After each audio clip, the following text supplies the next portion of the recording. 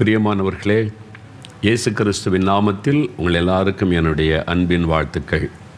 இந்த அற்புத பெருவிழா கூட்டத்திற்கு, இந்த பெருவிழாவிற்கு உங்களை அன்போடு நான் வாழ்த்தி வரவேற்கிறேன்.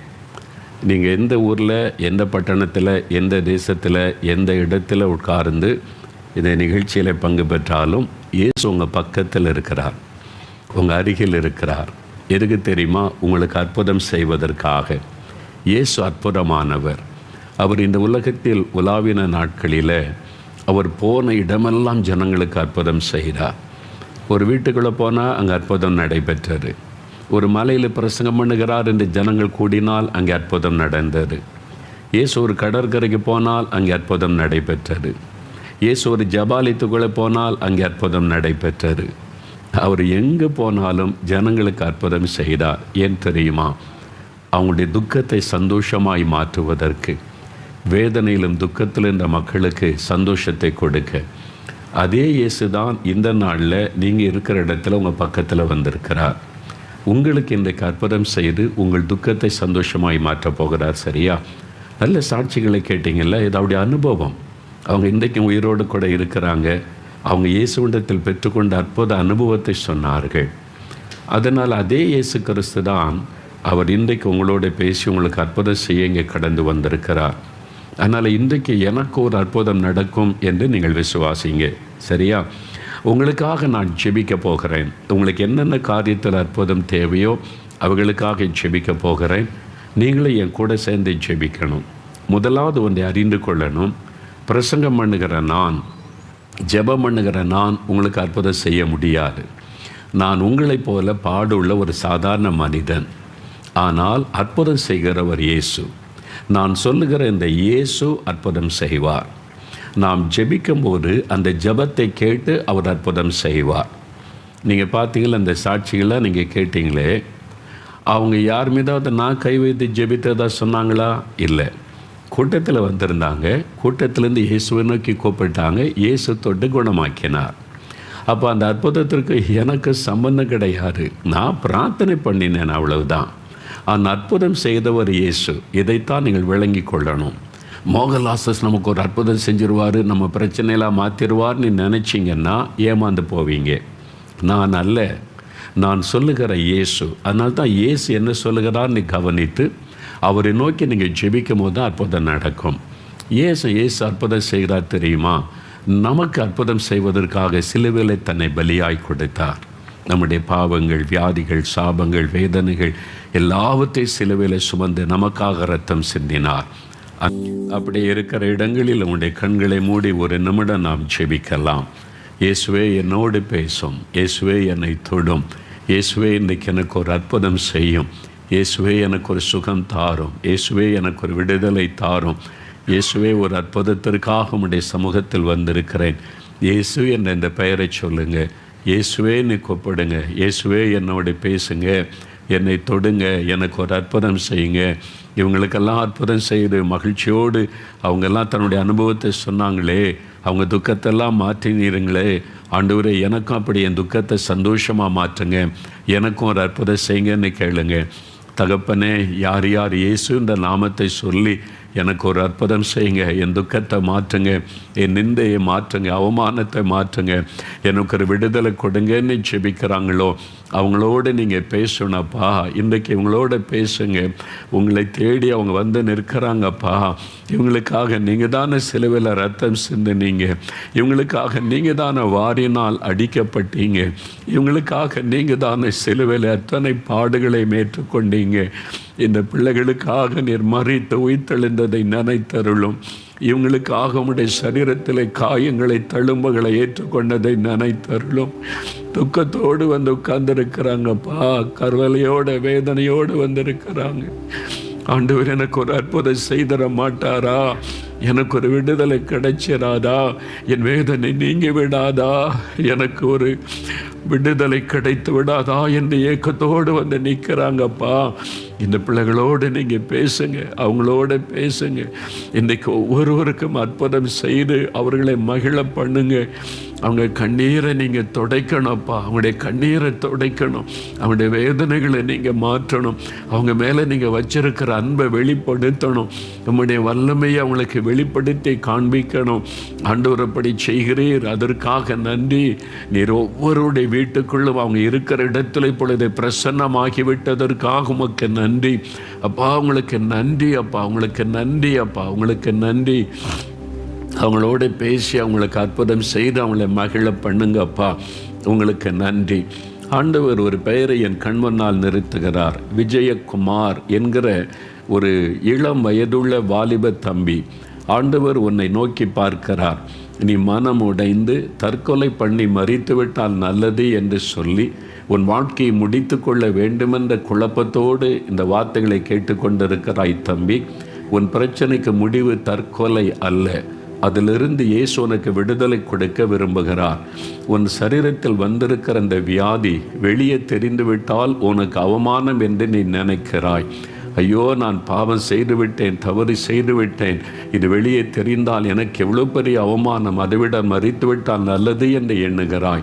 நீ உன் பாவத்தை உணர்கிறபடியினால் இயேசு சொல்லுகிறார், நீ என்னிடத்தில் வா, நான் உன் பாவத்தை மன்னித்து உனக்கு சுகம் தருவேன் என்று இயேசு வாக்கு கொடுக்கிறார். நீ சொல், மகனே, இயேசுவே என் பாவத்தை மன்னிச்சு எனக்கு சுகம் கொடுங்க, விடுதலை கொடுங்கன்னு கேள். இப்போ ஆண்டவருடைய கரம் உன்னை தொடுகிறாரு. அவர் தன் அன்பை உனக்கு வெளிப்படுத்தும்படி உனக்கு தொட்டு விடுதலை தருகிறார். நீ பயப்படுகிற, உன்னை அவமானத்துக்குள்ளாக்கும்படி போராடுகிற அந்த வியாதி விலகுகிறது. இனி நீ பாவம் செய்யாதே, நான் உன்னை ஆசீர்வதிப்பேன் என்று கர்த்தர் வாக்கு கொடுக்கிறார். அந்த தற்கொலை எண்ணம் அந்த மகனுடைய உள்ளத்தை விட்டு விலகட்டும். ஆண்டவருடைய கரம் அப்படியே செய்த அன்பிற்காக உமக்கு நன்றி. ஆண்டவரே, உமக்கு நன்றி. உம்முடைய தழும்புள்ள கரம் ஆசீர்வதிக்கிறதற்காக உமக்கு நன்றி. ஜாஸ்மின் என்கிற ஒரு மகள், நீ ஒரு முறை ரட்சிக்கப்பட்டு ஆண்டவரோடு கூட இணக்கமாய் வாழ்ந்து இன்றைக்கு உன்னுடைய சூழ்நிலை நிமித்தமாய் தேவனை விட்டு வழி விலகி முன்பு செய்த பாவத்தை விட நீ அதிக பாவத்துக்குள்ளாகிவிட்டாய். ஆகவே உன் மனசாட்சி உன்னை வாதிக்கிறது. இனி என் பாவம் மன்னிக்கப்படுமா? நான் நரகத்தில் அழிந்து விடுவேனோ? என்னையும் இயேசு ஏற்றுக்கொள்ளுவாரோ என்று நீ இருமனதோடு இந்த வார்த்தையை கேட்கிறாய். இயேசு உன்னை இன்னும் நேசிக்கிறார். அவர் உனக்கு சொல்லுகிறார், என் மகளே, ஸ்டில் ஐ லவ் யூ, நான் இன்னும் உன்னை நேசிக்கிறேன், மறுபடி நீ திரும்பி வா. நீ உன்னுடைய பாவங்களை மன்னித்து உனக்கு சமாதானத்தை அருளி நான் மறுபடியும் உன்னை ஆசீர்வதித்து என் நாம மகிமைக்காக சாட்சியாய் நிறுத்துவேன் என்று வாக்கு கொடுக்கிறார். சகோதரி, உங்களுடைய வாழ்க்கை ஆண்டவரிடத்தில் ஒப்புக்கொடுங்க. தவறான சிநேகம், உங்களுடைய ஃப்ரெண்ட்ஷிப் நிமித்தமாக ஆண்டவரை விட்டு விலகினீர்கள், அதையெல்லாம் துண்டித்து போடுங்க. இந்த நாள் முதல் சமாதானமும் ஆசீர்வாதமும் உங்களுக்கு உண்டாயிருக்கும். கர்த்தர் அப்படி செய்கிற அன்பிற்காக உமக்கு ஸ்தோத்திரப்பா. இப்படி யார் யார் வருத்தத்தோடு வேதனையோடு இருக்கிறாங்களோ அவங்களோட எல்லாம் நீங்கள் பேசுங்க. அவங்களுக்கெல்லாம் உங்களுடைய அன்பை வெளிப்படுத்துங்க. ஒவ்வொரு ஆத்மாவும் விலையேற பெற்றது என்பதை உணர்ந்து நான் அவளுக்காக ஜெபிக்கிறேன். நீர் பேசும், நாங்கள் கேட்கிறோம். இயேசுவின் நாமத்தில் ஜெபிக்கிறோம் பிதாவே. ஆமேன், ஆமேன். வேத புஸ்தகத்தில் பரிசுத்த யோவான் எழுதின சுவிசேஷம் 16ஆம் அதிகாரம் 20வது வசனம். உங்களுக்கு நான் என்ன சொல்ல வேண்டும், எதை சொல்லி உங்களுக்காக ஜெபிக்க வேண்டும் என்று ஆண்டவருடைய பாதபடியில் நான் காத்திருந்த போது ஆண்டவர் இந்த வார்த்தை தான் உங்களுக்காக அறிவிக்கும்படிக்கு சொன்னார். அதில் இயேசு ஒரு அற்புதமான வார்த்தை சொல்லுகிறார். உங்கள் துக்கம் சந்தோஷமாக மாறும். Your sorrow will be turned into Joy. உங்கள் துக்கம், என் மகனே, என் மகளே, உன்னுடைய துக்கம் சந்தோஷமாய் மாறும் என்று ஆண்டவர் உங்களை பார்த்து சொல்லுகிறார். ஏதோ ஒரு துக்கம் இன்றைக்கு உங்களுடைய உள்ளத்தை அழுத்தி கொண்டு இருக்கிறது. துக்கத்தோடு உட்கார்ந்து இந்த வார்த்தைகளை நீங்கள் கேட்டுக்கொண்டு இருக்கிறீங்க. அது பாவத்தினால் உண்டான துக்கமாக இருக்கலாம். இந்த பாவத்தை விட முடியவில்லையே என்கிற துக்கமாக இருக்கலாம். வியாதியினால் உண்டான துக்கமாக இருக்கலாம். கடன் பிரச்சனையினால் உண்டான துக்கமாக இருக்கலாம். அல்லது வருமானத்துக்கு வழியில்லையே என்கிற துக்கமாக இருக்கலாம். உங்களுடைய கணவரை குறித்து, மனைவியை குறித்த ஒரு துக்கமாக இருக்கலாம். உங்களுடைய பிள்ளைகளை குறித்து ஒரு துக்கமாக இருக்கலாம்.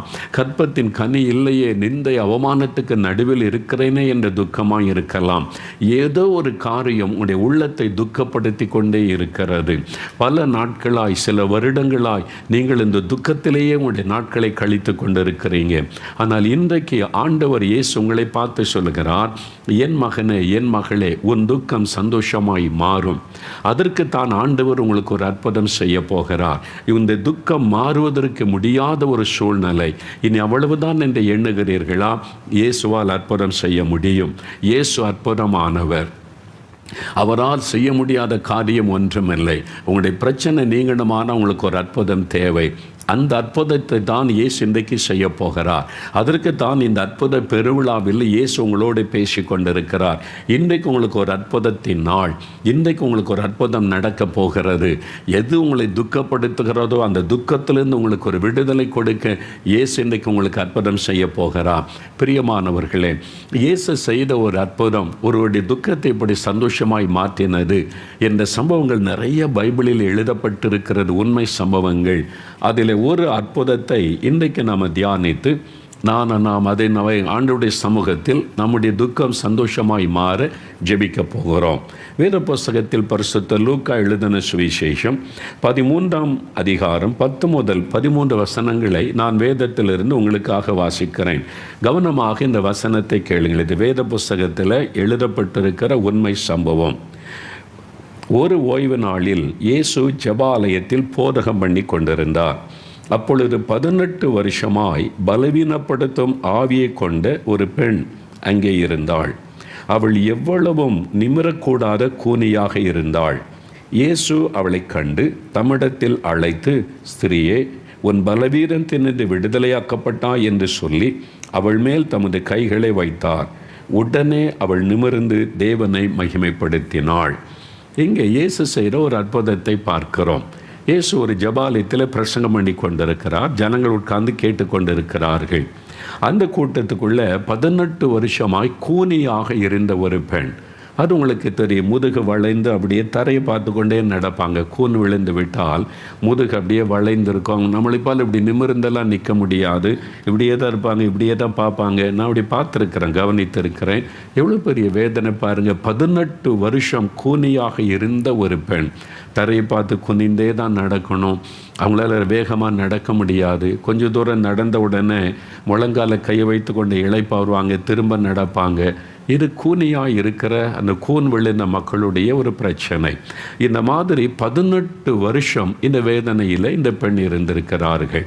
பாருங்களேன், 18 வருஷம். அப்போ எத்தனை வைத்தியரிடத்தில் அவங்க காண்பித்திருப்பாங்க.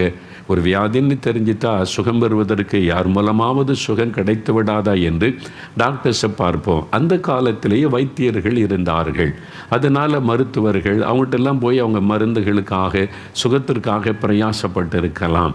எல்லாம் தோல்வி. 18 வருஷம் கடந்து விட்டது. இனிமேல் எங்கே சுகம் கிடைக்க போகுது? இன்னும் அவ்வளோதான் என்ற நிலைமைக்கு இந்த பெண் வந்திருக்க வேண்டும். அவங்க ஜெபாலயத்தில் வந்து அமர்ந்திருக்கும்போது இயேசு அவங்களை அழைத்து அவங்களுக்கு ஒரு அற்புதம் செய்தார். 18 வருஷ துக்கத்திற்கு ஆண்டவர் முடிவை உண்டாக்கினார். 18 வருஷ பிரச்சனைக்கு முடிவை உண்டாக்கினார். இயேசு அழைத்து தொட்டு உடனே அவங்களை சுகமாக்கினார். ஆலயத்துக்கு வரும்போது கூனியாக வந்தாங்க. வீட்டுக்கு திரும்பி போகும்போது நல்ல சுகத்தோடு கம்பீரமாய் நடந்து போனார்கள். ஆலயத்திற்கு வந்தபோது துக்கத்தோடு வந்தாங்க.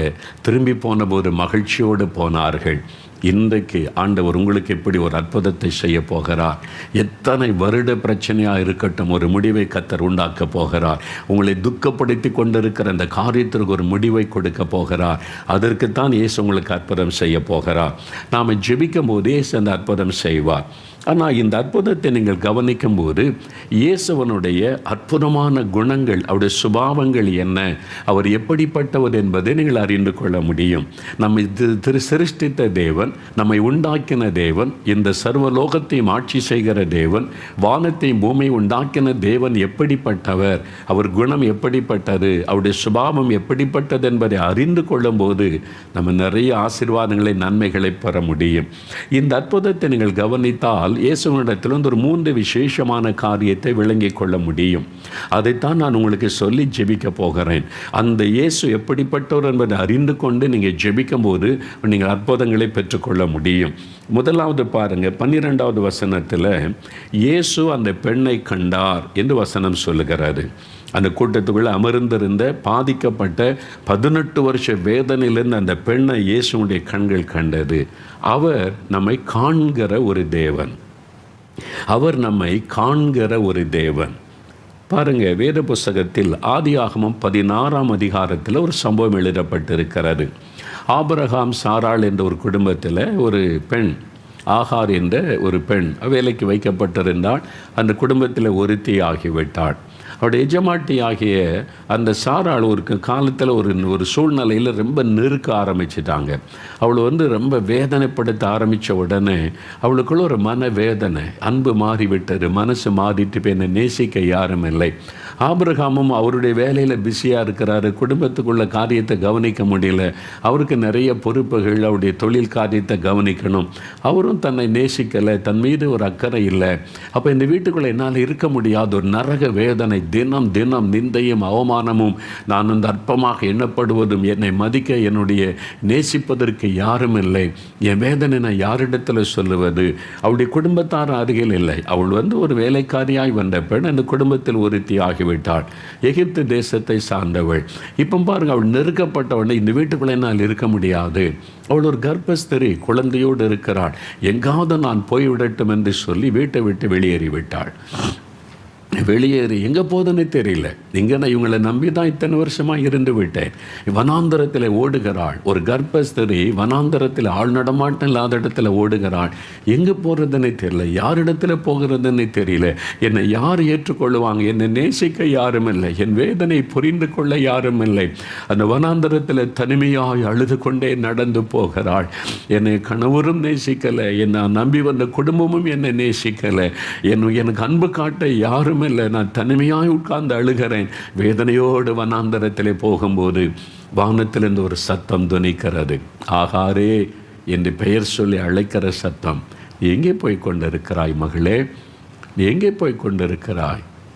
அவள் யார் பேசுவது? சுற்றுமுற்றம் பார்க்கிற ஆட்களிலே வானத்திலிருந்து அந்த குரல், கடவுள் தன்னோடு பேசுகிறார் என்பதை அவள் அறிந்து கொண்ட உடனே ஆண்டவரை நோக்கினார். ஆண்டவர் சொன்னார், நீ ஏன் அழுகிறாய்? எங்கே ஓடிக்கொண்டிருக்கிறாய்? நீ திரும்பி போ. நீ போய் அந்த வீட்டிலேயே கொஞ்சம் அடங்கி இரு. நான் உன்னை ஆசீர்வதிப்பேன். உன் கர்ப்பத்தில் இருக்கிற குழந்தை நான் ஆசீர்வதிப்பேன். அவன் உனக்கு ஆறுதலாக இருப்பான். உன் எதிர்கால நன்மையாக இருக்கும். நீ பயப்படாதே. என் ஆண்டவர் ஆறுதல் படுத்தி அவருடைய கண்ணீரை துடைத்து அவருடைய வேதனையை மாற்றி அனுப்பினார். அப்போ அவங்களுக்கு ஒரு பெரிய சந்தோஷம். யாருமே என்னை கவனிக்கலை, என்னை நேசிக்க யாரும் இல்லை, அன்பு காட்ட யாரும் இல்லைன்னு நான் நினைத்து கொண்டிருந்தேன். ஆனால் ஆண்டவர் என்னை நேசிக்கிறார். அவர் என்னை கண்ணோக்கி பார்க்கிறார், என் கண்ணீரை அறிந்திருக்கிறார் என்று அறிந்து ஆண்டவருக்கு ஒரு அழகான பெயரை சூட்டினாள். என்ன பெயர் வைத்தாள் தெரியுமா? ஆதியாகமம் 16ஆம் அதிகாரம் 13ஆம் வசனத்தில் சொல்லப்பட்டிருக்கிறது, என்னை காண்கிற தேவனை நானும் இந்த இடத்தில் கண்டேன் அல்லவா என்று சொல்லி, நீர் என்னை காண்கிற தேவன். You are the god one who sees me, O lord. நீர் என்னை காண்கிற தேவன் என்று ஆண்டவருக்கு பெயரிட்டாள். எனக்கு யாருமே இல்லை, என் கண்ணீரை காண்க, என் வேதனைகளை காண யாருமே இல்லைன்னு நினச்சேன். ஆனால் நீர் என்னை காண்கிற தேவன். பிரியமானவர்களே, தனிமையை அழுதுகிட்டு இருக்கிறீங்களா? என் கணவர் கூட என்னை புரிந்து கொள்ளுவதில்லை, என் மனைவி கூட என்னை விளங்கி கொள்ளுவதில்லை, என் பெற்றோர் கூட என் பாரத்தை உணர்ந்து கொள்ளுவதில்லை, என் பிள்ளைகள் கூட என் மீது அக்கறை இல்லை, நான் ஒரு அனாதையை போல் இருக்கிறேன் என்று அழுது கொண்டிருக்கிறீங்களா?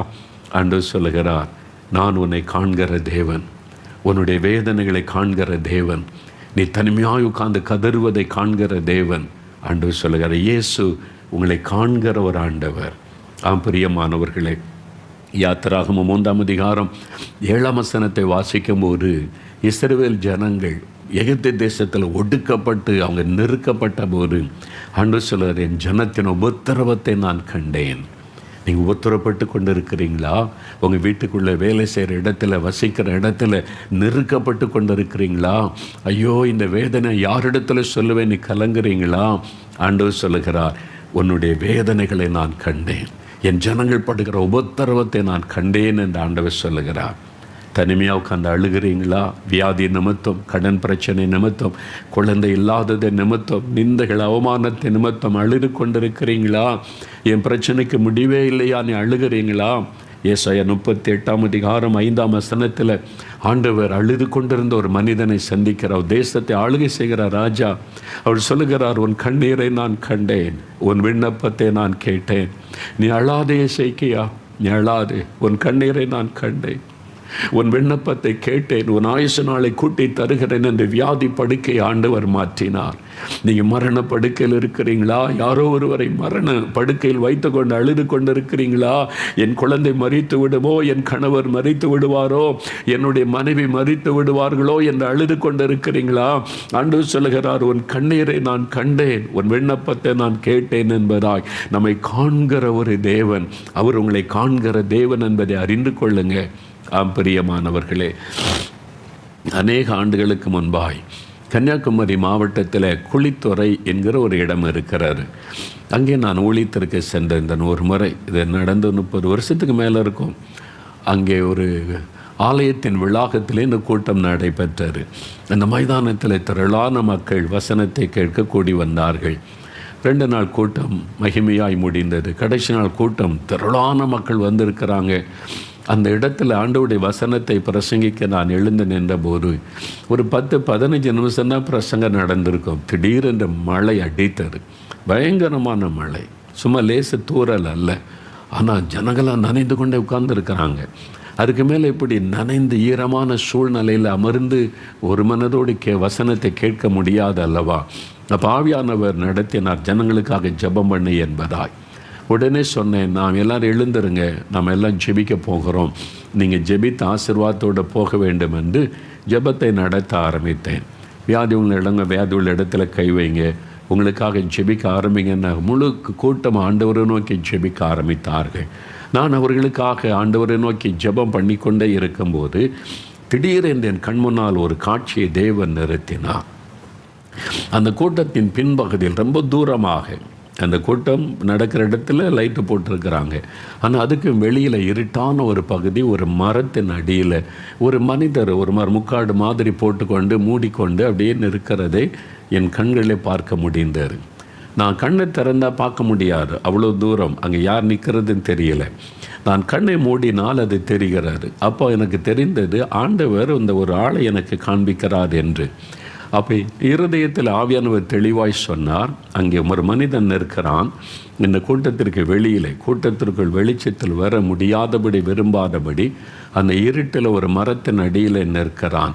அவனுடைய ஜெபம் கேட்கப்பட்டது. நான் அவனுக்கு அற்புதம் செய்கிறேன் என்று ஆண்டவர் சொன்னார். என்ன காரியம் என்றால் தேவன் அதையும் பேசினார். அவன் தொழு நோயினால் பாதிக்கப்பட்டு அந்த தொழு நோயினால் சரீரமெல்லாம் அழுகி நாட்டம் எடுத்ததுனால ஜனங்கள் மத்தியிலே வருவதற்கு அவன் வெட்கப்பட்டு கொண்டு அவன் இந்த மரத்தடியிலே ஒளிந்திருந்து இந்த வசனத்தை கேட்டு ஜெபிக்க வந்திருந்தான். அவனுடைய ஜெபம் கேட்கப்பட்டார். நான் அவனை கண்டேன், அவனுக்கு சுகம் கொடுத்து விட்டேன் என்று சொல் என்று ஆவியானவர் பேசினார். ஆண்டவர் சொன்னதை நான் மேடையிலிருந்து சொன்னேன். இது மாதிரி தூரமாய் மரத்தடியில் ஒரு மரண இருட்டில் நிற்கிறீங்க, இன்ன வியாதியோடு நீங்கள் வந்திருக்கிறது இயேசு பார்க்கிறார், உங்களுடைய ஜெபம் கேட்கப்பட்டது, நீங்கள் சுகம் அடைகிறீர்கள் இயேசுவின் நாமத்தினால சொல்லி ஜெபம் பண்ணி கூட்டெல்லாம் முடிந்து வந்து விட்டேன் நான். அவ்வளோதான். சில வருடங்கள் கழித்து ஒரு நாள் என்னை பார்க்க ஒரு நண்பர் வந்தார். 10-15 வருஷம் கழித்து தான் ஒரு நண்பர் என்னை பார்க்க நம்முடைய இயேசுடைய அலுவலகத்துக்கு வந்திருந்தார். ஒரு காணிக்கை கொண்டு வந்திருந்தார். அது பெரும் தொகையாக இருந்தது. அது கிராமத்தில் ஆண்டவரை ஆராதிக்க ஆலயமில்லாத இடம் இருக்குதுல்ல, அவங்களுக்கு ஆலயம் கட்டுவதற்கென்று நாங்கள் உதவி செய்வது அவருக்கு தெரியும். அதுக்கு ஆண்டவர் என்கிட்ட பேசினார். நான் சேர்த்து வச்சுருந்த காணிக்கையை கொண்டு வந்திருக்கிறேன். அவரை பார்த்த ஒரு ஏழை மனிதராக இருந்தார். என்ன செய்கிறேன்னு கேட்டேன். நான் கொத்தனார் வேலை செய்கிறேன், டெய்லி வேலை செய்கிறேன், எங்கள் குடும்பம் நல்லா தான் இருக்கு, நீ மகிழ்ச்சியோடு சொன்னார். அப்போ கஷ்டப்பட்டு இந்த பணத்தை நீங்கள் சேர்த்துக்கிட்டே வந்திருக்கேன், இது எதுக்காகன்னு கேட்டேன். என் மகனை காலேஜில் படிக்க வைக்கணும் அப்படின்னு சொல்லி தான் சேர்த்துக்கிட்டு வந்தேன். அப்போ என்ன படிக்கிறான்? +2 படிக்கிறான், அடுத்த வருஷம் காலேஜில் சேர்க்கணும். மகனுடைய காலேஜுக்கு என்று வைத்திருந்த பணத்தை கொண்டு வந்திருக்கீங்களே, எனக்கு அது வாங்க மனம் இல்லை, அதனால் பையனுடைய படிப்புக்கு உள்ள பணம் இதை கொண்டு வந்திருக்கீங்களா? இல்லை, நான் இயேசு ரொம்ப நேசிக்கிறேன், அவர் மேலே உள்ள அன்புனால இதை நான் கொடுக்கணும், இது மாதிரி கிராமத்தில் ஆராதிக்க ஆலயமில்லாத மக்களுக்கு இதை பயன்படுத்தணும்னு சொல்லி கொண்டு வந்திருக்கிறேன், முதல் தொகையை வச்சுக்கிடுங்க, நான் இன்னும் கொண்டு வரேன்னு சொல்கிறாரு. ஆண்டவர் மேலே இயேசு மேலே அவ்வளவு அன்பு. நான் ஆச்சரியமாக அவரை பார்த்து கொண்டு இருந்தேன். நீங்கள் ஏன் இந்த அளவுக்கு இயேசுவை நேசிக்கிறீங்க அப்படின்னு கேட்டபோது தான் சொன்னார், ஐயா நீங்கள் ஒரு 10-12 வருஷத்துக்கு முன்னால் குளித்துறைக்கு மீட்டிங் நடத்த வந்துட்டு இருந்தீங்கல்ல. ஆமாம் வந்துடுறேன். கடைசி நாளில் மழைலாம் வந்தது, எனக்கு நல்லா ஞாபகம் இருக்குது. கடைசி 10 நிமிஷம் தான் பிரசங்கம் பண்ணியிருப்பேன், மழை வந்துட்டு. அந்த ஜெப நேரத்தில் நீங்கள் ஒன்று சொன்னீங்க, மேடையிலிருந்து கூட்டத்துக்கு பின்னால் மரத்தடியில் இருட்டில் ஒரு மனிதன் நின்று இன்ன வியாதியோடு நீங்கள் ஜெபிக்கிறீங்க, தொழுநோயினால் பாதிக்கப்பட்டு இயேசு உங்களை குணமாக்குகிறார், அவருடைய ஜெபம் கேட்கப்பட்டதுன்னு சொன்னீங்கல்ல. நான் யோசித்து பார்த்தாமா, எனக்கு ஞாபகம் இருக்குது, ஆண்டவர் என் கண்ணில் காமிச்சார், ஆள் முகந்தரில் கருப்பாக ஒரு ஆள் நிற்கிறது மட்டும் தெரிந்ததுன்னு சொன்னேன். அது நான் தான். அவர் சொன்னார், நான் குஷ்டரோகத்தினால் பாதிக்கப்பட்டு மருத்துவம் செய்யக்கூட வெட்கப்பட்டு வீட்டுக்குள்ளேயே நான் இருந்தேன், வெளியே போக வெட்கப்பட்டு எனக்கு இப்படி ஒரு வியாதியா என்று புழுங்கி கொண்டிருந்தேன். என் சரீரம் மழுகி நாற்றம் எடுக்கிற நிலைமைக்கு வந்து விட்டது. இந்த கூட்டம் நடக்கிறது அறிந்தபோது, எல்லாரும் போன பிறகு நான் வந்து போரை வைத்து மூடிக்கொண்டு என்னை மறைத்து கொண்டு தனியாக வந்து கூட்டத்துக்குள்ளே வராமல் பின்னால் இந்த இருட்டில் மரத்தடியில் நின்று கொண்டு உங்களுடைய பிரசங்கத்தை கேட்டு ஆண்டவரிடத்தில் கண்ணீரோடு ஜெபம் பண்ணினேன். அப்போ தான் நீங்கள் உங்கள் மூலமாக ஆண்டவர் சொன்னார், உன் ஜெபம் கேட்கப்பட்டார், நான் உன்னை குணமாக்குகிறேன் என்று.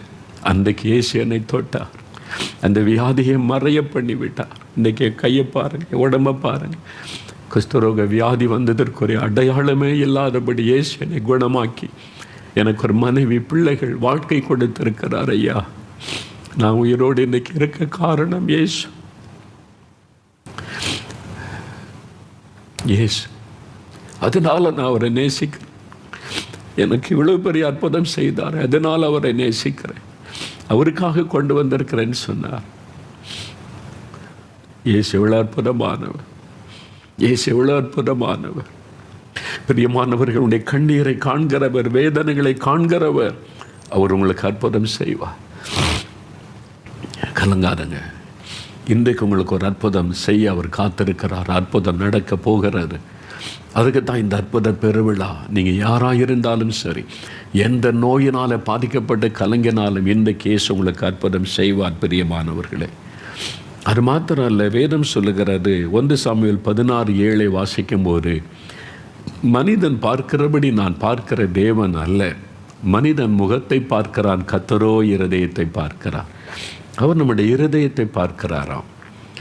நம்முடைய வெளித்தோற்றத்தை பார்ப்பதால் இருதயம் எப்படி இருக்கிறது என்று பார்க்கிறார். நம்முடைய வாழ்க்கையின் எல்லா ரகசியங்களும் அவருக்கு தெரியும். அவருக்கு மறைவானது ஒன்றுமில்லை. மார்க் 7:21 முதல் வாசிக்கும் போது, ஒரு மனுஷனுடைய இருதயத்தில் என்ன இருக்குன்னு இயேசு சொல்லுகிறார் பாருங்க. மனிதனுடைய இருதயத்திற்குள் இருந்து பொல்லாத சிந்தனைகள், விபச்சாரம், வேசித்தனம், அசுத்தம், காமவிகாரம், வன்கண், தூஷணம், பெருமை, மதிகேடு, சண்டைகள் புறப்பட்டு வந்து அவனை தீட்டுப்படுத்தும். இந்த பாவமெல்லாம் மனுஷனுடைய உள்ளத்திலிருந்து தான் புறப்பட்டு, கோபம், எரிச்சல், சண்டை, இச்சைகள், பண ஆசை, இது மாதிரி இப்போ எல்லாம் தீமையும் இருதயத்தில் இருந்து புறப்பட்டு வருகிறாரு. மனுஷனுடைய இருதயத்தை இயேசு அறிந்திருக்கிறார். யோவான் 2:24-25 வாசித்தார். இருதயத்தில் உள்ளதை அறிந்து கொள்ளுகிற தேவன், அவருக்கு மறைவானது ஒன்றுமில்லை. நம்முடைய வாழ்க்கையின் ரகசியம் அவருக்கு தெரியும். அதனால தான் ஆண்டு சொல்றார், மனம் திரும்புங்கள், தன் பாவத்தை மறைக்கிறவன் வாழ்வடைய மாட்டான், அறிக்கை செய்து விட்டு விடுகிறவன் இறக்கம் வருவான். ஆண்டவரிடத்தில் வந்து நம்ம பக்திமானாய் நடிக்கவே முடியாது. நம்முடைய எல்லா அந்தரங்கமும் எல்லா பாவமும் அவருக்கு தெரியும். அதனால் முதலாவது, ஆண்டவரே என் பாவத்தை மன்னிச்சிருங்க, என் உள்ளத்தில் இந்த புறப்பட்ட இந்த பாவங்கள், என் ரகசிய வாழ்க்கையில் இருக்கிற பாவங்கள், உம்மை துக்கப்படுத்துகிற பாவங்களை மன்னிச்சு என் ஆசீர்வதிங்கன்னு கேட்கும்போது, மனம் திரும்பும் பொழுது அவர் மன்னித்து நமக்கு உதவி செய்கிறார். இந்த இருதயத்தை கழுவனா ஒரே ஒரு காரியம்தான் உண்டு, இயேசு கிறிஸ்துவின் ரத்தம் சகல பாவங்களை நீக்கி நம்மை சுத்திகரிக்கும். அப்போ நீங்கள் ஒப்பு கொடுக்கும் போது ஆண்டவர் மன்னிப்பார். நிறைய பேர் நம்ம செய்கிறதெல்லாம் யாரும் கவனிக்கிறதில்லை, காண்கிறதில்லைன்னு நினைக்கிறாங்க. இப்போ சிசிடிவி கேமரா வந்துட்டால் கேமராவுக்கு பயப்படுறாங்க. இப்போ எல்லாம் கேமரா இருக்கிறா அப்படி பார்த்துட்டு அப்படி பண்ணுறாங்க, அது நம்மளை படம் முடிச்சிடும் அப்படின்னு சொல்லி.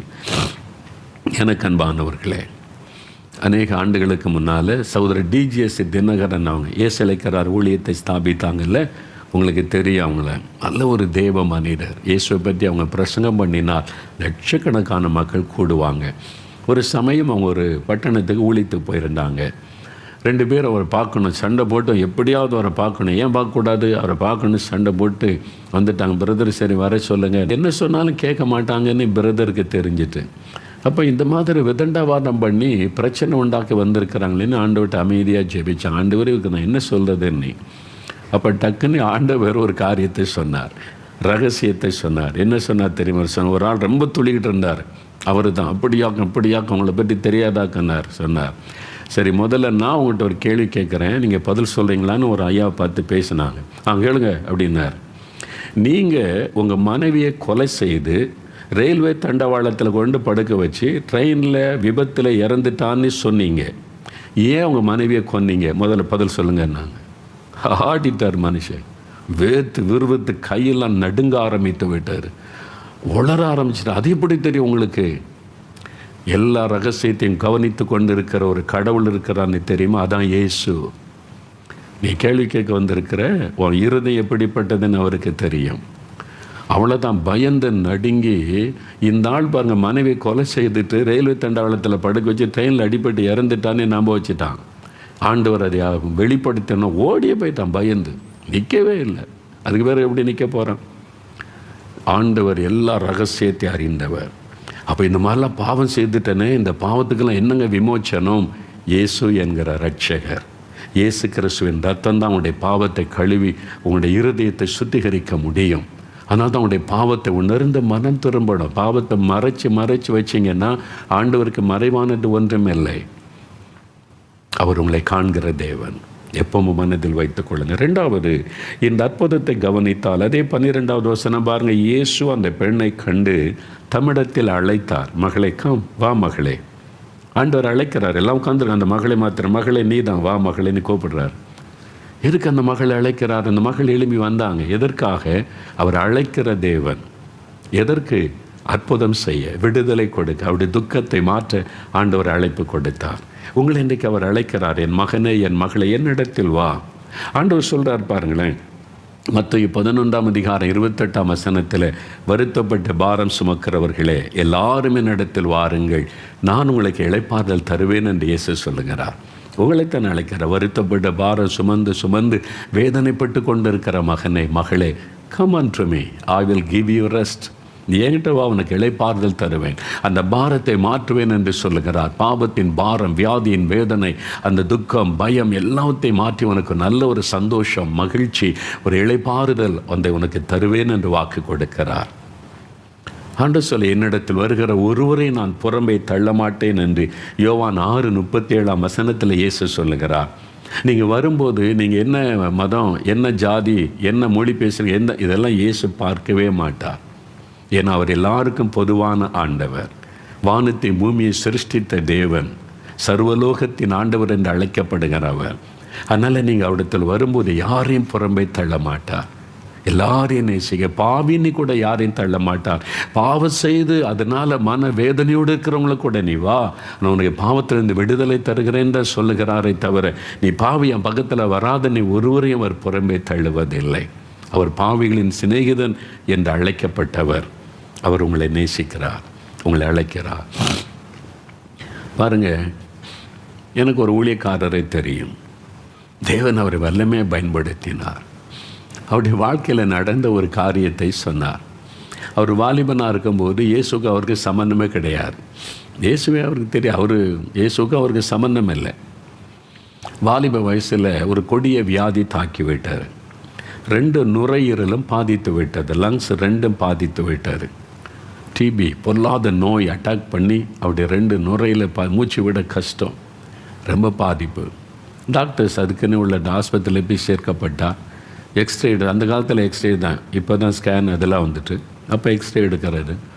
அப்போ எக்ஸ்ரே எடுத்து பார்த்தோன்னே காமிச்சாங்க, பாருங்கள் உங்கள் லங்ஸ் எப்படி இருக்குன்னா எல்லாம் பாதிக்கப்பட்டு 2 லங்ஸும் பாதிக்கப்பட்டிருக்குது, ரொம்ப சீரியஸ். அவங்க சொல்லிட்டாங்க, இதை சரிப்படுத்துறது ரொம்ப கஷ்டம், ரொம்ப மோசமாக பாதிக்கப்பட்டு விட்டார், ஆனால் நாங்கள் முயற்சி பண்ணுறோம் அப்படி சொல்லிட்டாங்க. அப்போ அவருக்கு தெரிஞ்சுட்டு நம்ம அவ்வளோதான், இனி நம்மளை காப்பாற்ற முடியாது, அவன் மாதிரி பாதிக்கப்பட்டு மூச்சு விட கஷ்டம், நம்ம சாக போகிறோன்ற நிலைமை தெரிந்து விட்டார். ஆஸ்பத்திரியில் சேர்த்து வச்சுருந்தாங்க. ரொம்ப அழுதுகிட்டே இருப்பான் அந்த வாலிபன். நான் சாக போகிறேனே, இன்னும் எவ்வளோ நாள் உயிரோடு இருக்க போடணும், இந்த வியாதியில் கஷ்டப்படுறதை விட ஒரேடி செத்துட்டான் என்ன, எதுக்கு இந்த வியாதியில் கஷ்டப்பட்டு கொஞ்சம் கொஞ்சமாக சாகணும், அதனால் எதிலாவது விழுந்து செத்துடலான்னு சொல்லி ஒரு நாள் சாயங்கால நேரம் யாரும் இல்லாத ஆஸ்பத்திரியில் மற்றவங்கெல்லாம் இல்லாத தெரியாமல் ஆஸ்பத்திரி விட்டு வெளியே வந்துட்டார். ஆஸ்பத்திரி வர முடியாது, தெரியாமல் வெளியே வந்து அந்த வாலிபன் ஆஸ்பத்திரி விட்டு தூரமாக நடந்து தனியாக ஒரு ரயில்வே லைன் போனார். ட்ரெயின் வந்தால் அதில் விழுந்து செத்துடலான்னு அதில் அப்படியே துக்கத்தோடு நடக்கிறான். ரொம்ப இந்த வாலிப வயசில் எனக்கு இந்த வியாதி வந்துட்டு நான் இந்த மாதிரி சாகருக்கு சூழ்நிலை வந்துவிட்டது என்று அழுது கொண்டே தற்கொலை பண்ணுவதற்கு அந்த ரயில்வே ட்ராக்கில் நடந்து கொண்டே இருக்கும்போது திடீரென்று ஒரு சத்தம் காதிலே வந்து விழுகிறாரு. மரணத்தை நோக்கி ஓடிக்கொண்டிருக்கிற வாலிபனே என்னிடத்தில் வா, மரணத்தை நோக்கி ஓடிக்கொண்டிருக்கிற வாலிபனை என்னிடத்தில் வா, நான் உனக்கு இளைப்பாறுதல் தருவேன் என்ற சத்தம். நான் தான் மரணத்தை நோக்கி போகிறேன், தற்கொலை பண்ண போகிறேன், யார் என்கிட்ட பேசுன்னு பார்த்தா எங்கே இருட்டாக தான் இருக்குது, ஆள் நடமாட்டமே இல்லை, ஒரு சத்தம் மாத்திரம் தெரிகிறாரு. என்னுடைய மன பிரமையாக இருக்குமோன்னு சொல்லி தொடர்ந்து நடந்தாராம். மறுபடியும் அதே குரல் ரெண்டாவது முறையும், மரணத்தை நோக்கி ஓடிக்கொண்டிருக்கிற வாலிபனே வா, உனக்கு இயேசுவிடத்தில் இளைப்பாறுதல் உண்டு என்று சொல்லி உடனே கவனித்தார். எங்கிருந்து சத்தம் வருது? தூரத்தில் ஒரு வெளிச்சம் தெரிகிறது. அங்கிருந்து தான் அந்த சத்தம் வருகிறது. மைக்கில் பேசுகிற சத்தம். அங்கே என்ன நடக்குது நீ பார்க்கலாம் என்று ரயில்வே தண்டவாளத்தை விட்டு இறங்கி அந்த கூட்டம் நடக்கிற இடத்தை நோக்கி போனால் ஒரு கிறிஸ்தவ கூட்டம் நடைபெற்று கொண்டிருந்தது. ஆயிரக்கணக்கான மக்கள் உட்கார்ந்து பிரசங்கத்தை கேட்டு கொண்டிருந்தாங்க. அந்த பிரசங்கியார் பிரசங்கத்தின் நடுவில் தான் இந்த வார்த்தை சொல்லியிருக்கிறார். அந்த மரணத்தை நோக்கி ஓடிக்கொண்டிருக்கிற வாலிபனை வா இயேசுவண்டை என்று இயேசுவனை அழைக்கிறார் அப்படின்னு சொல்லி அனுப்பி உட்கார்ந்தவொடனே இப்படி ஒரு கூட்டமா அப்படின்னு முதல் முறை கேட்கிறார். இயேசுவை பற்றி கேட்க அப்படி உள்ளத்தில் ஒரு விசுவாசம், இப்படி ஒரு கடவுள் இருக்கிறாரா, அப்போ அவர் என்னை குணமாக்கிடுவாரா, எனக்கு அற்புதம் செஞ்சிருவாரா, ஒரு பெரிய விசுவாசம் வந்தது. அவர் அழைப்பு கொடுத்தார், இயேசு வேண்டும் வந்தால் வா இயேசு வேண்டேனே. கூட்டத்தின் கடைசியில் முன்னால் ஓடி போய் ஆண்டவர்கிட்ட விழுந்து, இயேசுவே நீங்கள் எனக்கு வேணும், எனக்கு சுகம் கொடுங்க, எனக்கு ஒரு அற்புதம் செய்யுங்க என்னை கண்ணீரோடு ஜெபித்த போது ஆண்டவருடைய வல்லமை இறங்கினார். ஆண்டவருடைய வல்லமை தொட்டதை உணர்ந்தார், ஒரு சுகமானதை உணர்ந்தார். இப்போ நல்லா மூச்சு விட முடியுது, ஒரு மாற்றம் வந்துட்டு லங்ஸில் ஒரு மாற்றம் சரீரத்தில் உண்டானதை உணர்கிறார். சந்தோஷம். ராத்திரியில் அவர் ஆஸ்பத்திரிக்கு போனால் டாக்டர்ஸ் நர்சஸ்லாம் தேடுறாங்க, எங்கே அந்த பையனை காணும்னு சொல்லி எல்லாம் தேடிக்கிட்டு இருக்காங்க. எங்கேயா போனவொன்னே டாக்டர்ஸ்லாம் தேடுறாங்க, எங்களை கேள்வி கேட்குறாங்கன்னு சொல்லி நான் இந்த மாதிரி சாக போனேன், இப்போ உயிரோடு வந்திருக்கிறேன் அப்படின்னு மகிழ்ச்சியாக சொல்கிறான். பயந்துக்கிட்டே இருந்தாங்க. அடுத்த நாள் காலையில் டாக்டர்ஸ் வந்தாங்க, கூப்பிட்டாங்க. இவர் சொன்னார், ஐயா நான் சோமாயிட்டேன், எனக்கு இருந்து அனுப்புங்கன்றார். என்ன சொல்கிறீங்க, 2 லங்ஸுமே பாதிக்கப்பட்டிருக்கு, நீங்கள் மரணத்தின் விளிம்பில் இருக்கிறீங்க, நிறைய ட்ரீட்மெண்ட் பண்ணி முயற்சி பண்ணணும் உங்களை காப்பாற்ற, அதெல்லாம் இல்லை, நீங்கள் இப்போ நான் சோமாயிட்டேன், நீங்கள் ஒரு எக்ஸ்ரே திரும்ப எடுங்கன்றாங்க. நேற்று தானே எடுத்தோம், எக்ஸ்ரேலாம் நீங்கள் பார்த்தல தம்பி, இதெல்லாம் இருக்குதுல்ல, இன்றைக்கி ஒரு எக்ஸ்ரே எடுங்க அப்படின்னு கேட்டேன். என்ன அதுக்குள்ளே நடந்துட்டு? இல்லை ஒன்று நடந்துச்சு, நீங்கள் எடுத்து எனக்கு கன்ஃபார்ம் பண்ணுங்கன்னு சொல்லி ரொம்ப தொந்தரவு பண்ணோடனே டாக்டர் சொன்னார், சரிம்மா இன்னொரு எக்ஸ்ரே எடுத்துருங்கன்னு சொல்ல எக்ஸ்ரே எடுத்து பார்த்தா டாக்டர் ரெண்டையும் பார்க்குறாரு. அவருக்கு அதிர்ச்சி. என்னாச்சு இது, இப்போ புது லங்ஸாக இருக்குது, நேற்றுக்கு எடுத்த அந்த ரிப்போர்ட்டுக்கும் எக்ஸ்ரேக்கும் இன்றைக்கி உள்ள எக்ஸ்ரேக்கு இவ்வளோ பெரிய வித்தியாசம், புதுசாக இருக்க லங்ஸு, என்ன நடந்துச்சு உனக்கு அப்படின்னு கேட்டால், நான் சாக போனேன், என்னை ஒருத்தர் அழைச்சார், ஏசு என்னை கூப்பிட்டார், அவர்கிட்ட போனேன், என்னை தொட்டு குணமாக்கிட்டேன், சோமாயிட்டேன். டாக்டர் சொல்கிறாங்க, இட்ஸ் எ மிராக்கிள், உனக்கு அற்புதம் தான், நல்ல சோமாயிட்டேன். 2 அந்த எக்ஸ்ரே கையில் வைத்துக்கொண்டு ஆஸ்பத்திரியில் அங்கே ஓடி இங்கே ஓடி நான் சோமாயிட்டேன், ஏசு என்னை குணமாக்கிட்டார். சந்தோஷத்தில் துள்ளி குதித்து வாடா போய் எல்லாருக்கும் சத்தம் போட்டு சொன்னார், எனக்கு ஏசு சுகம் கொடுத்துட்டார். ஊழியக்காரனாய் மாறி அவர் தேவனுடைய ஊழியத்தை செய்தார். அவர் எனக்கு நல்லா தெரியும். பாருங்கள், இயேசு எவ்வளோ அற்புதமானவர். இன்றைக்கு உங்களை அழைக்கிறார். சாகிறது உன் பிரச்சனைக்கு முடிவல்ல தம்பி, மகளே, சாகிறது உன் பிரச்சனைக்கு முடிவல்ல. உன் பிரச்சனைக்கு முடிவை உண்டாக்குகிற ஒரு ஆண்டவர் இருக்கிறார், அவர் இயேசு. உனக்கு ஒரு அற்புதத்தை அவர் இன்றைக்கு செய்வார். உன்னுடைய பிரச்சனை என்ன, உன்னை துக்கப்படுத்துகிற காரியம் என்ன, அதில் அற்புதம் நடக்கும். அவர் உன்னை அழைக்கிறார், நீ வா இயேசு வண்டே. அவர் உன்னை புறம்பே தள்ள மாட்டார், எந்த வித்தியாசமும் காட்ட மாட்டார். அவரை நெருங்கி வரல, அவனை அணைத்து கொள்ளுவார். அவர் காண்கிற தேவன், 2வது அழைக்கிற தேவன், 3வது அந்த தேவன் எப்படிப்பட்டவர் பாருங்க. 13ஆம் வசனம் பாருங்க. அந்த பெண் எழுந்து இயேசுவண்டை வந்தபோது அவள் மேல் தமது கைகளை இயேசு வைத்து, ஸ்திரியே, உன் பலவீனத்தில் நின்று நீ விடுதலையாக்கப்பட்டாய் அப்படின்னு சொன்னார். உடனே அவள் நிமிர்ந்து தேவனை மகிமைப்படுத்தினாள். இயேசு தொட்டு அற்புதம் செய்தார். அவர் கைப்பட்ட உடனே ஒரு அற்புதம் நடக்கிறது. அவள் நிமிர்ந்து தேவனை மகிமைப்படுத்தினாள். 18 வருஷ வேதனைக்கு ஆண்டவர் முடிவை உண்டாக்கினார். எத்தனை பேர் கூனி நீ பரிகாசம் பண்ணியிருப்பாங்க, அதற்கெல்லாம் ஒரு முடிவை உண்டாக்கினார். உங்கள் அவமான நிந்தைக்கு ஒரு முடிவு உண்டாக்கும்படிக்கு இயேசு செய்வார். உங்கள் வேதனைக்கு முடிவு உண்டாக்கும்படி செய்வார். அவர் அற்புதம் செய்வார். அதற்குத்தான் உங்களை அழைக்கிறார். அவர் தொட்ட உடனே அற்புதம் நடக்கும். அவருடைய கைப்பட்ட உடனே அற்புதம் நடக்கும். பாருங்கள், வேத புஸ்தகத்தில் மத்த 8 அதிகாரம் 3ஆம் வசனத்தை வாசிக்கும் போது, குஷ்டரோகி ஒருவன் வருகிறான், இயேசுவை நோக்கி கூப்பிடுகிறான். இயேசு அவனை தொட்டவுடன் குஷ்டரோகம் மறைந்து பூரண சுகமானான் என்று வாசிக்கிறோம். மத்த 8ஆம் அதிகாரம் 14-15 வசனத்தை பாருங்கள். பேதுரு வீட்டுக்கு இயேசு வந்தபோது அவனுடைய மாமி ஜுரம், மரணப்படுக்கை, அவ்வளோதான், இனி மரித்து விடுவாளுங்கிற நிலைமையில் ஒரு மரணத்தை கொண்டு வருகிற ஒரு ஜுரத்தினால் பாதிக்கப்பட்டிருந்தார். இயேசு வந்து தொட்டார். உடனே அந்த மரண வியாதி விலகி படுக்கை விட்டு எழுந்தாள் என்பதாக வேதம் சொல்லுகிறாரு. மற்ற 9ஆம் அதிகாரம் 29ஆம் வசனத்தை பாருங்கள். 2 குருடர்கள் வந்து இயேசுவேன்னு கூப்பிட்டாங்க. அவருடைய கைகளை நீட்டி அவருடைய கண்களை தொட்டார். உடனே அவங்க பார்வை அடைந்தார்கள் என்று வாசிக்கிற. இயேசு தொட்ட உடனே அற்புதம் நடக்கும். லூக்கா 8ஆம் அதிகாரம் 54ஆம் வசனத்தை பாருங்கள். மரித்து போன ஒரு சிறுபெண், தாயின் தகப்பனை அழுகிறாங்க. இயேசு தன் கையை நீட்டி அந்த சிறுபெண்ணை பிடித்து எழுந்திரு என்று சொன்னார். குழந்தைக்குள்ளே உயிர் வந்து விட்டது. அற்புதம் இயேசு இன்றைக்கு உங்களுக்கு செய்வார். அவர் தொட்டவுடன் அற்புதம் நடக்கும். பிரியமானவர்களே, ஒரு அற்புதம் எனக்கு ஞாபகத்தில் வருகிற. அநேக ஆண்டுகளுக்கு முன்னால் சேலத்தில் ஒரு கூட்டம் நடைபெற்றது. அப்போ அந்த பஸ் ஸ்டாண்ட்லலாம் இரவு கூட்டம் அந்த பஸ் ஸ்டாண்டு இப்போ அந்த இடத்துல வந்து விட்டது. அந்த நாட்களில் கூட்டம் நடக்கிற இடம் கொடுப்பாங்க. அப்படி அந்த பெரிய மைதான கூட்டம் 4 நாட்கள் கூட்டம். அந்த நாட்களில் 4 நாட்கள் கூட்டம் நடைபெறும்.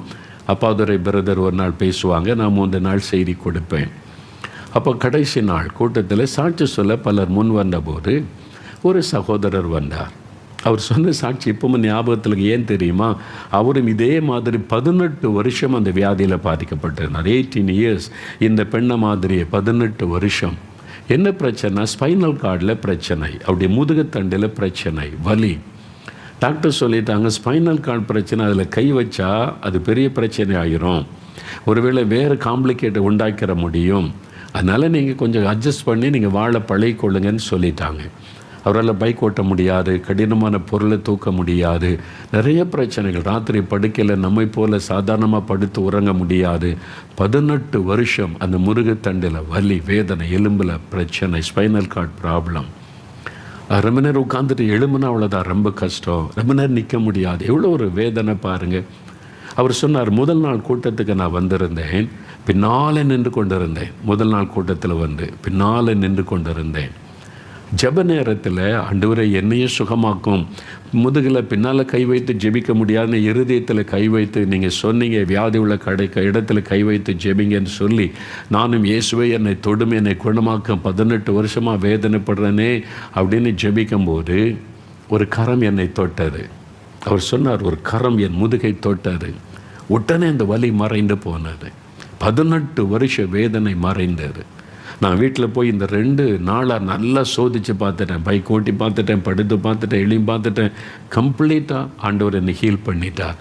அதனால தான் கடைசி நாளில் நான் சாட்சி சொல்ல வந்திருக்கிறேன்னார்.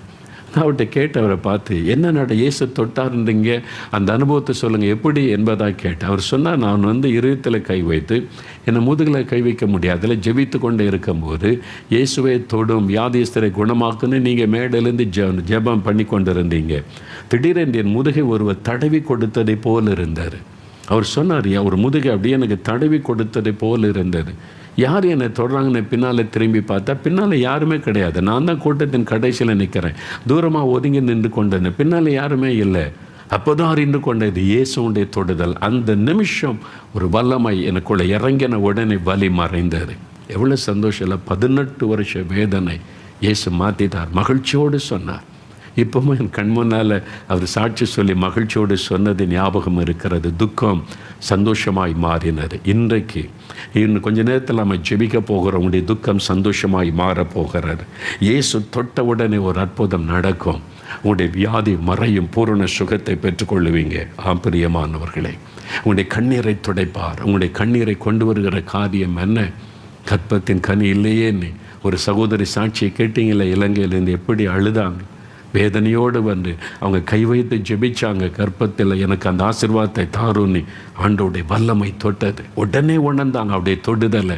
உடனே ஆண்டவர் கற்பத்தின் கனியை கொடுத்து ஆசீர்வதித்து விட்டார். பாருங்கள், 2 ரெட்டிப்பான ஆசீர்வாதம் கொடுத்து மகிழ பண்ணி இருக்கிறார். நிந்தை மாறும், உங்களுடைய கண்ணீர் துடைக்கப்படும். உங்களுக்கு இயேசு அற்புதம் செய்வார். அது மாத்திரமல்ல, பாவத்திலிருந்து விடுதலை. இயேசு தொட்டவுடன் விடுதலை உண்டாகும். பாருங்கள், நம்ம தொடர்ந்து வாரந்தோறும் நம்ம ஜெப நடத்துல ஜெபிக்கலாமாங்க. 45 வருஷமாக மதுபானமா ஒரு ஐயா, 45 வருஷம் குடி மதுபானம். குடும்பம் எப்படி இருக்கும் பாருங்கள். மனைவிக்கு வேதனை, பிள்ளைகளுக்கு வேதனை, கண்ணீர், துக்கம். அதனால் ஒரு துக்கம் கணவருடைய குடியினால். இப்போ அவருக்கு தெரிஞ்சுட்டு என்னால் மனைவி துக்கம், பிள்ளைகள் துக்கம், யாருக்கும் சந்தோஷம் இல்லை, என்னால் அதை விடவும் முடியல. விட நினைச்சாலும் விட முடியல. அது என்னை பிடித்து கொண்டாரு. விட முடியல. நான் என்ன செய்கிறது? சம்பாதிக்கிற பணம்லாம் அதில் போய் விடுகிறாரு. இந்த லாக்டவுன் காலத்தில் வெளியே போக முடியாதுல்ல, வீட்டில் உட்காந்துட்டார். அப்போ டிவியில் இதே மாதிரி நான் பிரசங்கம் பண்ணும்போது கேட்டுக்கொண்டே இருந்தவர், இயேசு நிறைய பேருக்கு விடுதலை கொடுப்பது அறிந்த உடனே முழங்கால் படியிட்டு, இயேசுவே இந்த குடிப்பழக்கத்தில் எனக்கு விடுதலை கொடுங்க, என்னால் இதை விட முடியல, ஆனால் நீங்கள் விடுதலை கொடுப்பேன்னு அவங்க சொல்கிறாங்களே, அப்போ எனக்கு விடுதலை தந்துருங்கன்னு உண்மையாக ஜெபிச்சார். பாருங்கள், இயேசு கிறிஸ்து விடுதலையாக்கினால் மெய்யாகவே விடுதலை ஆவீர்கள் என்று வசனம் சொல்லுகிறாரு. யோவான் 8:36 வாசிக்கிறோம். ஆண்டவர் தொட்டார். என்ன நடந்தது? ஒரே நாள் தொடுதல் தான். 45 வருஷமாக இந்த குடிப்பழக்கம் மாறினார். அதன் பிறகு அவர் சொல்லுங்க, அந்த சிந்தனை எனக்கு இல்லை, அந்த ஆசையே இல்லை, அந்த எண்ணமே இல்லை. அதன் பிறகு என் கூட குடித்த நண்பர்கள் கூப்பிட்டாங்க, எனக்கு அந்த விருப்பமே இல்லை. அதை பார்த்தா எனக்கு அருவருப்பாக இருக்கிறார். எப்படி இந்த மாற்றம்? 45 வருஷமாய் குடின்னு தாகத்தோடு போனவர், அதன் மேலே கசப்பு எப்படி வந்தது? அதுதான் இயேசு செய்கிற அற்புதம். மனிதனை பாவ கட்டிருந்து விடுதலையாக்குவது. இன்றைக்கு உங்களை அடிமைப்படுத்தி இருக்கிற பாவம் என்ன? மதுபான பழக்கமா, போதை வஸ்துகளா, கண்களின் இச்சைகளா, மாமிசத்தின் இச்சைகளா, தவறான தொடர்புகளா, ஏதோ ஒரு பாவ காரியமா விட முடியாமல் தவிக்கிறீங்களா? இயேசுவால் உங்களுக்கு விடுதலை கொடுக்க முடியும். அவர் பாவத்தை மன்னிக்கிறவர் மாத்திரமல்ல, பாவத்திலிருந்து விடுதலை தருகிறவர். ஆனால் எல்லாம் என்ன தெரியுமா? இலவசம். மனிதனுக்கு தேவன் கொடுக்கிற பாவ மன்னிப்பு இலவசம். பணம் கொடுத்து பாவ மன்னிப்பை வாங்க முடியாது. ஆண்டவர் கொடுக்கிற தெய்வீக சுகம் இலவசம். ஆண்டவர் கொடுக்கிற விடுதலை இலவசம். ஆண்டவர் கொடுக்கிற ஆறுதல் இலவசம். ஆண்டவர் எல்லாவற்றையும் நமக்கு இலவசமாய் தருகிறார். என்றால் அவர் நம்முடைய தகப்பன். இதுக்கு இவ்வளோ பணம் வேணும், இதுக்கு இவ்வளோ காணிக்க வேணும், இதற்கு இவ்வளோ இதை செலுத்து ஒன்று கேட்பதில்லை. தன்னை தேடி வந்தவங்கள்ட்ட கேட்ட ஒரே ஒரு காரியம், என்னை விசுவாசிக்கிறியா? நான் உனக்கு இந்த அற்புதத்தை செய்ய முடியும்னு விசுவாசிக்கிறியா? அது மட்டும்தான் கேட்டா. நீங்கள் விசுவாசித்தால் போதும். இன்றைக்கி இலவசமாக இயேசுவிடத்தில் இந்த விடுதலை, சுகத்தை, அற்புதத்தை பெற்றுக்கொள்ள முடியும். அப்போ இதுக்கெல்லாம் யார் காரணங்க? இந்த மாதிரி வேதனைக்கு யார் காரணம்? இந்த மாதிரி பாருங்கள், இன்றைக்கி எல்லாம் லாக்டவுனு உள்ளே கிடக்கிறோம், பாதிக்கப்பட்டிருக்கிறோம், எதிர்காலம் கேள்விக்குறியாக இருக்குது. அடுத்த இது வருன்றாங்க, அது வருன்றாங்க, என் குழந்தைகளை பாதிக்கின்றாங்க. என்னுடைய நிலைமை தான் என்ன? கடவுள் நல்லவராக இருந்தால் ஏன் இப்படியெல்லாம் நடக்கணும்? எல்லோரும் இங்கே இந்த மகளும் ஆலயத்துக்கெல்லாம் வர்ற மகள் தானே, பிறகு எதுக்கு இந்த வியாதியெல்லாம் இவங்களை தாக்கி இருக்கணும்? வசனம் என்ன சொல்ல தெரியுமா? 16ஆம் வசனத்தில், சாத்தான் அவளை 18 வருஷம் கட்டி வைத்திருந்தான். சாத்தான். அதுக்கு ஆண்டவர் எனக்கு வியாதியை தந்துட்டாரு, ஆண்டவர் எனக்கு இந்த தீமை தந்துட்டான்னு சொல்ல ஒரு நாளும் ஆண்டவர் தீமை தருகிறவர் அல்ல. அவர் நல்லவர், நன்மை செய்கிறவர்.